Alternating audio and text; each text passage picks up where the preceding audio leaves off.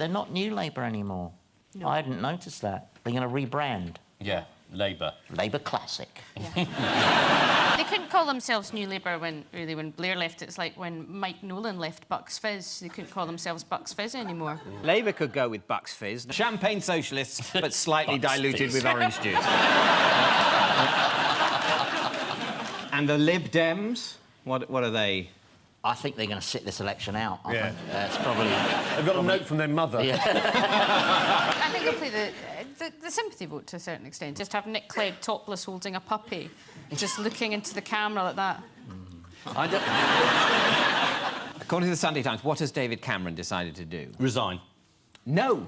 Go on holiday. No, this is about the TV debates. He's going to debate with Nigel Farage.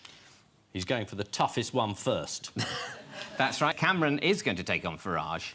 According to the Sunday Times, Cameron wants the TV debates to be in a 2-3-5 formation. So that's Cameron Miliband, Clegg Miliband Cameron, and Farage Cameron Clegg Miliband with Yaya Toure behind the strikers. Thank you for laughing. I don't know what that meant. In other mistake news, why have Google been suffering from rogue anuses? Oh, yes. Yes. Yes, this is... there's a... Yes! There's a computer programme which misreads old print, so arms comes out as anus, so farewell to anus. I drape my anus across her shoulder in a comforting manner. This is what's happening. This is what's happening. They sound as if I'm making it up, but I'm not, am I, David? You're not making it up. No. The scanning technology they use to turn books into e-books can't differentiate between arms and anus in certain typefaces. Yeah. Here's a quote from John Mackay Wilson's Tales of the Borders. Poor Janet shuddered at the words which she heard him utter, for with strange and wicked oaths he vowed vengeance on the individual who'd persecuted him, and she flung her anus around his neck and kissed his forehead. From Georgina Bragg's Matisse on the Loose, she grabbed my anus and positioned my body in the direction of the East Gallery, and we started walking. And in the complete works of Washington Irving, there is a reference to the great Captain, who had been one of his comrades in anus. Are there any other words that Google Books scanning technology is confused? Yeah, it can't do tax. Yes, it reads tax as free. No, it's burn and bum get muddled up as well, as in a patent for a carrier for an integrated circuit that talks of bum-in electrical contacts. God, Scotland, what happens? It's bums night. Where they all join anuses and sing Old Lang Syne.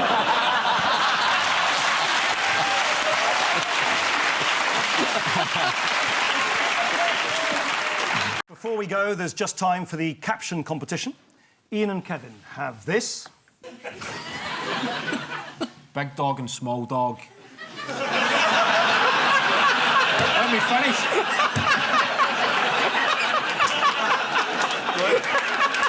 Let me finish, please. You're on a roll, I'd leave it there.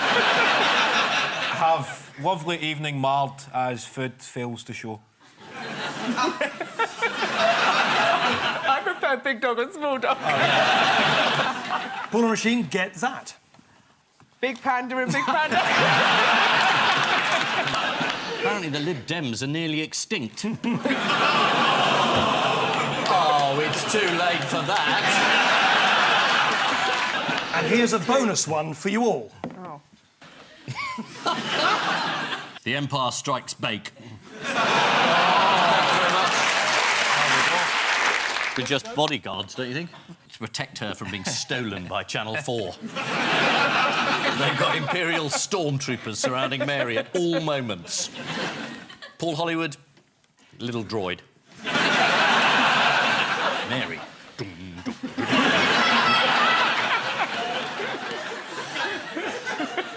You're having one of your turns again, Ian. You wanted me to point it out the next time it happens, remember? Thanks, sorry. He gets a nosebleed when he starts dealing with popular culture. This is the temporary shortage of pigs in blankets at Wetherspoons. It's a worrying sign just 1 week into Boris Johnson's New Britain, and it's not just the homeless that don't even have blankets. cheer up. Get Brexit done! All disputes with disappointed customers at Wetherspoons have now been resolved. There was just one major sticking point, the carpet. That's very tacky. In other news, a Michigan family has been passing down a 141-year-old homemade fruitcake as a family heirloom. According to the Associated Press, Guinness World Records don't have an entry for the world's oldest fruitcake. So, Stanley Johnson, get on that phone. Ian and Emma, take a look at this. Oh, right, yes. We're back to this. The tiny violin. Tiny violin. Ah, yes, that's Zach. Going into the House of Losers. I mean, sorry, the House of Lords. This is the fallout from the election. Yes, this is the aftermath of Boris Johnson's resounding election win. Zach Goldsmith lost in Richmond, but I think Boris has proved that the first thing you do as a proper people's government is appoint an old Etonian friend of yours into the House of Lords, Nicky Morgan, who was sitting over there last week saying I've left politics. No, she's a lady now, Baroness Morgan, so she's in the cabinet. Well, she's Culture Secretary, who will be presiding over the BBC. Yes. Will she? Yes, she's She the sounds Culture Secretary. brilliant. Yes, Nicky Morgan said she was leaving politics to spend more time with her young son, but on Monday she was back in government. Though, in my experience, one weekend with the kids will do this. She's no longer an MP, so to enable her to remain in the cabinet, she's been made a dame. Appropriately enough, did you see Boris's panto performance in the Commons on Tuesday? Let's have a look. This Parliament is going to put the withdrawal agreement Friday in the pop tipping, as we say in Wales. Mr. Speaker, I wonder if you can guess what this Parliament is going to do once we put the withdrawal agreement back. We're going to get Brexit done. I did want to play a drinking game on Newsnight every time a Tory MP said, get Brexit done, but I realised I'd be shit-faced before we finished. That would massively improve Newsnight, wouldn't it? It was nice to see Jacob Rees-Mogg sitting up straight, wasn't it? Yes. Just that. We haven't seen him the whole campaign. Certain people just disappeared during the campaign, on both sides. Yes. Well, he underwent a medical and they examined his DNA and they realised he was a total tosspot.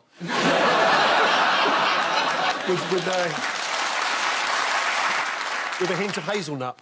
Laura Koonsberg had a documentary about the Brexit election on this week. Have a look. My son looks remarkably like you. I'd just like you to look. Oh, nice to see you. Looks like it could be your love Right child. off my chest now. Thank you.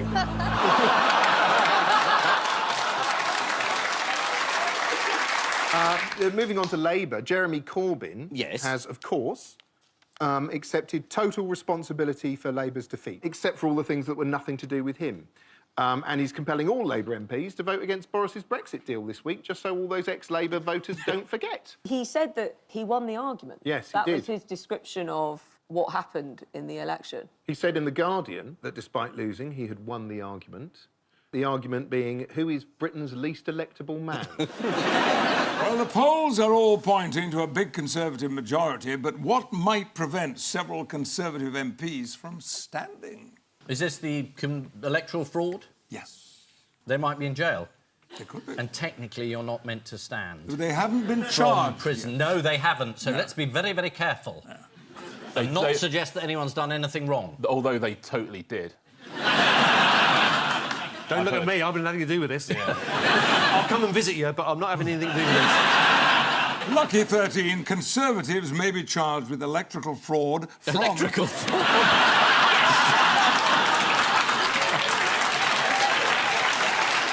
You've been fiddling the meters. It's the old thing. Put in the shilling tide with a bit of string and pull it out again. This is the news, incredibly, of something more depressing than the outbreak of World War III. The Daily Mail, as always, went to the heart of the matter by printing in-depth analysis from celebrity hairdresser Denise McAdam. This is a brilliant style, one that says, here is a woman who is both feminine and strong, the very traits that make her the only person to lead our country. Ha! You don't need hair to be a great leader.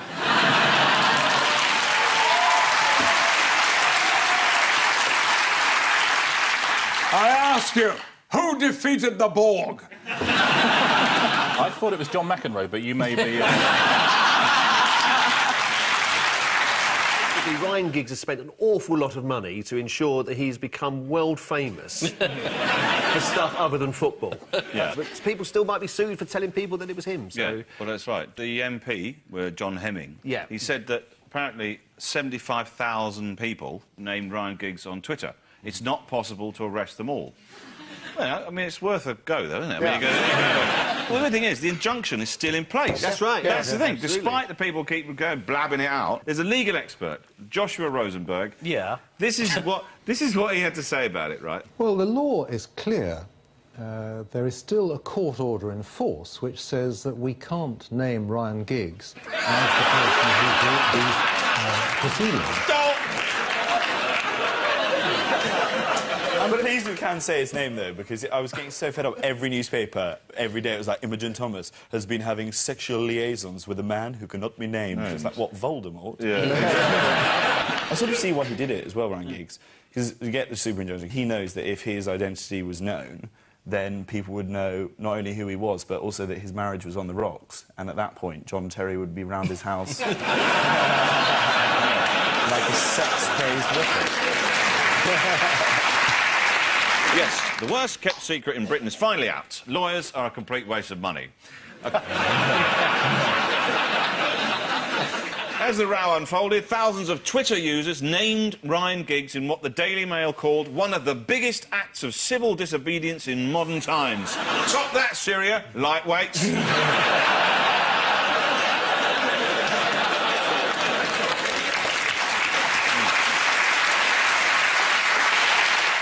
On the first official day of the campaign, what did each of the politicians do?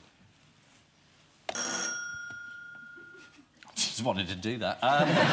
Cameron went to Buckingham Palace to ask for Parliament to officially be dissolved. Did Miliband go to the palace as well? No, he went to... He gave a speech Pays his £8 and had a look around the picture. Miliband gave a speech to business leaders, while Nick Clegg actually went to a hedgehog sanctuary. Of course, yeah. Something that he soon regretted. Really poorly. She got maggots in every orifice.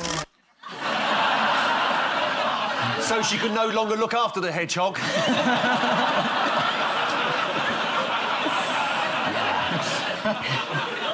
I like these animals. I do. I'm just saying, why do the Liberals choose a hedgehog? And even Mrs Thatcher, do you remember she grabbed a cow? Yeah. And did Miliband have an animal? Did he not join in? I haven't got one. I would have liked him seen with a massive tarantula on his face. Farage didn't do an animal thing, did he? Not that I know, but... He met her with Joey Essex, which was similar. Maybe he thinks Joey Essex is a baby kangaroo. On the subject of food, what were the Germans astonished by? And What, this week? Yes. Something that we eat that they find astonishing? Well, something that David Cameron ate. I'm going to attempt my... Haggis? Best German accent Oh, now. OK, go on then. I've never taken a lesson of German, so this is probably offensive. Yeah. Right. Just think of it as an audition. Thanks. Next.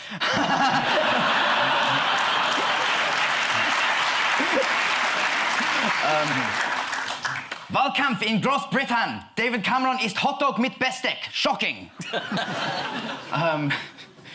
Just bring it down a bit. Okay. Gott in Himmel, Cameron isst einen Hotdog mit Messer und Gabel. Türfel. So, that translates loosely as Cameron eats a hot dog with a knife and fork, which was something that he did this week, which... Oh, yeah, because he was scared of the whole bacon sandwich thing, wasn't he? Yes. Yeah. Have you ever eaten anything with your hands, Ian? Yes, I believe I ate an apple. Episode of the demise of Theresa May, who's gone from being the Iron Lady to a sort of flatter version, like the Ironed Lady, instead. So nothing is happening. There was a big coup. We thought we were going to get, you know, a new Prime Minister, but no. It's a bit like a very dull, slow Attenborough, isn't it? Where the same wounded wildebeest just keeps limping across the plain, and the hyenas can't quite get organised enough to kill her off. Basically what it is now. Yes, it's about the week of plotting and infighting in the Tory party. There was speculation this week that Theresa might demote Boris Johnson in a reshuffle. Why might that not work? He said he won't be demoted. That's absolutely right. According to the Telegraph, allies of Boris warned that if May tried to demote him, he would just say no. We learned more about the principal stance Boris Johnson took when he decided to back Brexit last year. What was that? Well, he confessed to someone that he changed his mind and became a leaver just to annoy Cameron. Yeah. Sorry. He confessed it in an interview. Yes, well, according to the Mail, so... Do you call that an interview? Can we edit that bit out so people believe it? Yeah. Well, according to a reputable paper... Can we edit that bit out as well? It was to Lord Adonis. Lord Adonis. Can you imagine being called Lord Adonis? Hey. It's quite a lot to live up to in the morning. Lord Adonis. That's my safe word. I'm only joking. You're never safe with me. What else does Suella Braverman want to ban? Homeless people? Tents? People using tents? That's right. I mean, if she was just trying to ban camping, I'd be behind her. But then you'd have to word that bill very carefully. You would. You would. There'd be a lot of pantomime to be out of business. That's right. I'm on in Richmond this year, by the way. Yes, she is trying to ban tents. She said sleeping on the streets is a lifestyle choice. Nobody in Britain should be living in a tent. It's a surprise that more people don't choose to live in opulence.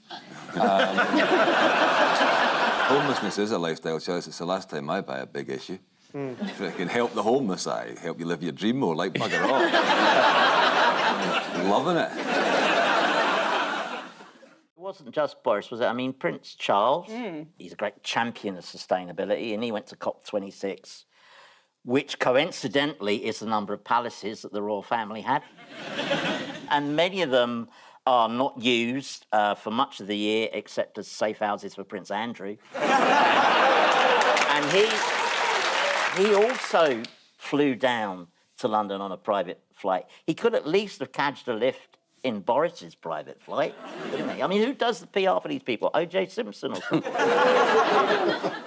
And Leonardo DiCaprio was there, and he made a big thing about flying commercial. Yes. But you're like, he can't write any legislation. Like, what? He could just zoom in. He doesn't need to be there at all. Yes. He's very interested in protecting the children of the future and girlfriends of the future. Many of whom have yet to be conceived.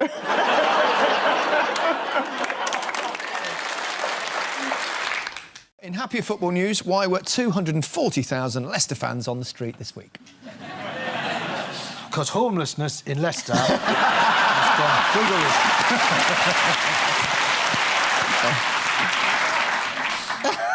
roof. They're very happy. Yes, delirious. Yeah, because they've won. What did they win, Ian? They've won the thing... What is the thing called? They won the Premiership. I know this. Premier League. You're not allowed to call it the Premiership, am I right? Why aren't you allowed to call it the Premiership? Well, they changed... it was one of those branding things. They changed it quite a few years ago. Right, I see. And they get a little bit upset if you call The it Premiership's now called Sir David Attenborough.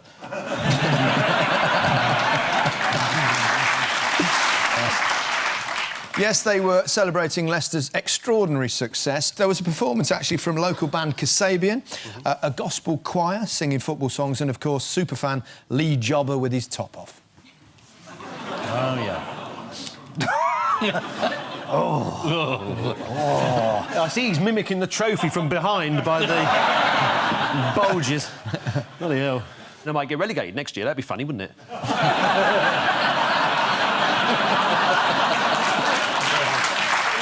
Is Sepp Blatter standing down? Do you think he'll stand down? He's not the standing down type, I would say. I think he has support outside of Europe, doesn't he, within the world football, so Yeah. he's likely to continue. Did you hear his defence, No. which was along the lines of, I cannot monitor everyone all of the time? You know, the Rebecca Brooks excuse. What happened at the end of Sepp's press conference? Did he just hand out brown envelopes and say, you know what I mean? Actually, he signed off his speech ahead of dancing girls coming onto the stage. We must continue to fight for positive change in football, even when some among us let us down. So please enjoy our show. But it's a triumph for the American justice system. I noticed we did nothing at all. No. I mean, Andrew Jennings, brilliant journalist, wrote a book in 2006 about this called Foul. We've known FIFA and the Sunday Times turn them over every week and the Sunday Telegraph. Nothing happens. In America, stealing money is a proper offence. Yeah. Dawn raids, 7 of them in Switzerland. Fantastic. Men with FBI suits. Yeah. But you're right, they don't muck about, the Americans. If they encounter corporate fraud, if someone's found guilty of corporate fraud, you know, they get jailed. Whereas over here, they instantly get Alzheimer's. As a result of his presidency, the world does indeed end. Won't it be marvellous to think it happened in our time? He might change what the word presidential means. Like, in a few years, you'll be going, oh, my uncle fell over and banged his head on a curb. He's been rendered completely presidential. He dismissed the head of the FBI this week. Comey, James Comey? Mr. Comey was dismissed. Comey over. Because he was... investigating his connections with Russia. And now there's an inquiry. Who's been put in charge of the inquiry? They've got a special prosecutor. A former Yeah, head of former the FBI. FBI. And then when you open up that special prosecutor, there'll be another little special prosecutor, and open up, there'll be another and eventually a little bloke saying, did you do it? Robert Mueller? He's Robert Mueller, who was the former FBI director. James Comey's done something to get his revenge on Trump. Any idea He has what it is? produced his memo. Oh, he yes, kept he a memorandum. writes, didn't he? Yes. After Trump tweeted that he had kept, or suggested he might have kept a recording of the dinner that took place in February, Comey then came back to say, well, I kept a memorandum. And he said, will you drop the Russian stuff? So basically, he accused him of literally trying to interfere in the process of justice. And the Americans don't like that very much. So it is all going wrong. Yeah. And then the best bit was Putin, who was like, oh, if you want the transcript, we've got one. How did Trump's administration respond to Comey's leak? With confusion. With incredible confusion. According to online news website Daily Beast, one official said, I felt like running down the hallway with a fire extinguisher. Hackers. Are they anonymous? I don't know where they're from. No, we do know where they're from. Are they from? Where are they from? They are from North Korea, it turns out. Has that been proven? Not totally proven. But they're not going to sue me, so I think... No, I think it probably is North Korea. There's something in something in the code, when it was unhacked, indicated that it might have been from North Korea. Giles, you know way too much about this. Well, I think you were only involved. because I did chair the Cybersecurity Awards quite recently. I can't tell you where or when. Is that security or Alzheimer's? You know what the virus was called? It was called WannaCry. It demands money before you can get your computer files back. Oh, it was all in Bitcoins as well. Bitcoins? Bitcoins. No, we've left the European market. No, Bitcoins. There's been a sort of failure of the government here, hasn't there? Or? They were warned, I mean, at least 3 years ago, that XP needed updating. But the trouble with the NHS, it spent a lot of money on IT already, about 12 billion, for a system that didn't work. So essentially it doesn't have any money left, so they didn't pay for the update. We've not upgraded the security properly, and we've been running the NHS on Windows XP, so people have probably been told that they're dying by a helpful paperclip. I like the idea that as a hacker, you would target for a ransom the NHS. Yeah. One of the few world organisations you know doesn't have any money. Probably given Jeremy Hunt some ideas about how to get money out of it. What must it be like being Jeremy Hunt at the moment? Imagine he goes into hospital. He'll be the first person to have a sprained wrist treated anally.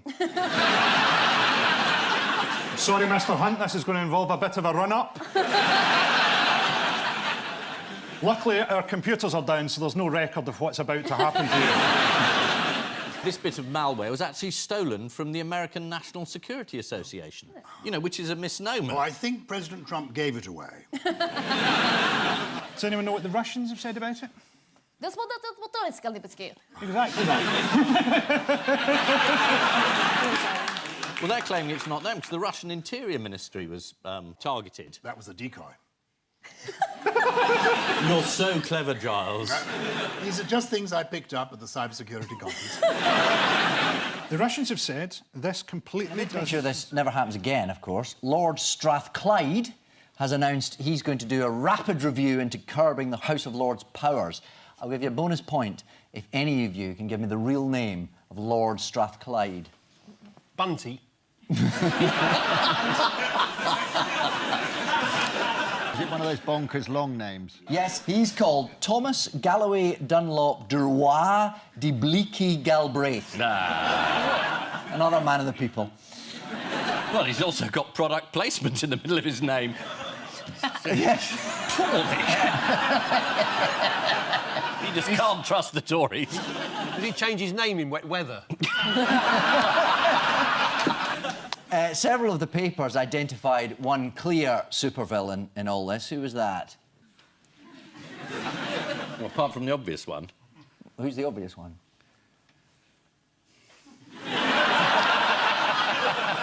Andrew Lloyd-Webber. Yes. Mega-rich musical gargoyle, Andrew Lloyd-Webber.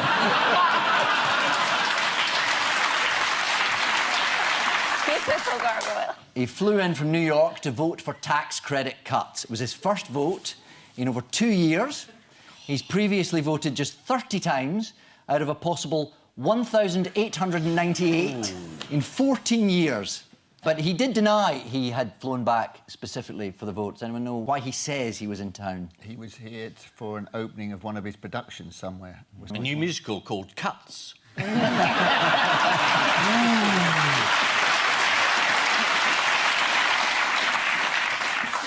Yes, he did say he was in town to watch the revival of Cats, the musical. Yeah. But surely he's seen that already. Or maybe he's just got a bad memory.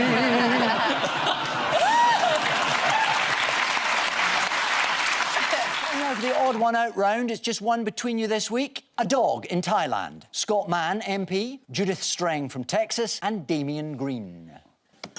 Yes? Now, Scott Mann, colleague of Johnny's, yeah. And I believe there was an incident where Johnny actually saved his life from drowning. So I'm guessing that he is perhaps the odd one out in that the other three all float.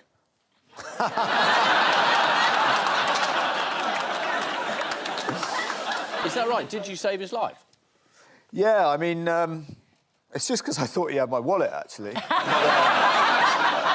He got sacked from the Tory party, or did he resign? Damien Green's still an MP. He was Deputy Prime Minister and then had a slight... There was some porn found on a computer that he had access to, and the other three people featured in the film he was watching. They've all been rescued at sea, apart from Damien Green, who had to be rescued from a river. He was thrown in as part of a student prank while studying at Oxford University. But more recently, who did Damien Green have a run-in with outside Parliament? Yeah, so there's a set of protesters that are, like, permanently outside Parliament, so that when anyone goes on TV, they just heckle with quite amusing abuse, to be honest, some of it. But obviously some of it's not. And Damien Green came off an interview and met this chap who's dressed in a European flag and told him that in a contested field, you are by far the biggest here.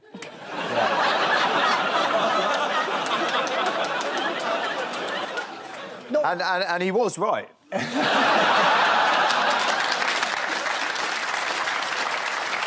Let's have a look. Hello, can I ask how you're feeling about the vote yesterday? No, you can't, because you just tried to shout over an interview I've done, like you do everyone else. I did. I was singing. You are the biggest wanker. Where did this dog end up at sea? Australia. Hawaii. Same 5G company we're talking about. Not quite. It was spotted last week by oil rig workers in Thailand, 135 miles from shore. Wow. Who threw that stick? Wow. And finally, where did Judith Strang from Texas end up in the sea? On holiday, was it? On holiday somewhere? Yes, she was on a tour of... The fjords. She was in Iceland. She sat down on some ice which had formed in the shape of a throne and was promptly carried out to sea.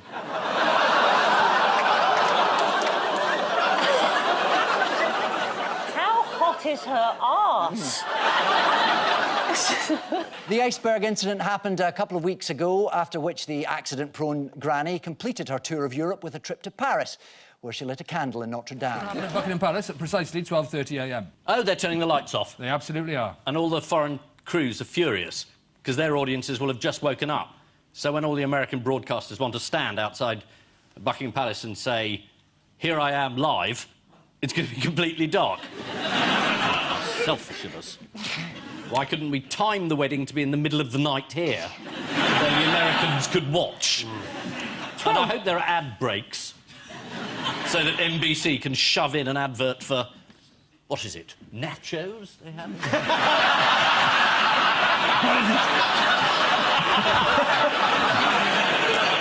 According to the Telegraph, Kate has invited her very first boyfriend, Willem Marks. I like Williams that are too posh to bother with the E bit. It's very posh. Willem. What's your name?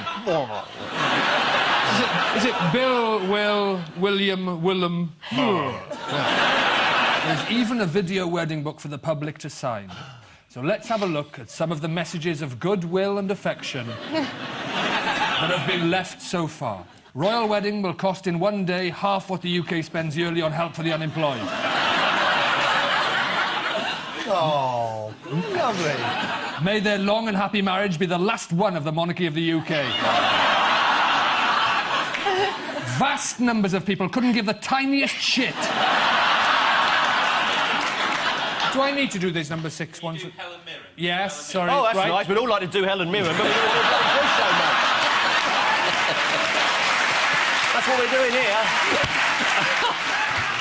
Helen Mirren played the Queen, of course. Oh, right, yes, yeah. And here she is, talking about John Gielgud on BBC Breakfast News. So that always inspired me. He always took kind of edgy choices. Yes, and he swore a lot, as I remember. And there was well, in that sort of wonderful voice you had. Exactly. that was you the little comedy. shit. Oh, no, you can't say it.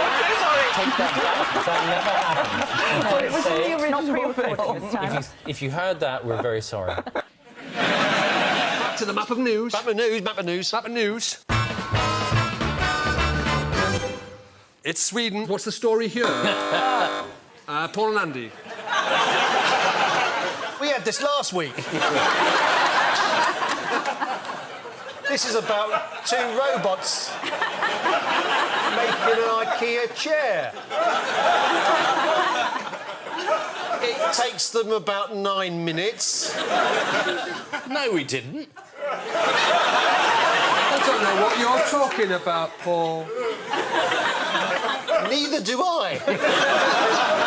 Sorry, I've just been told that is actually from next week's show. Oh,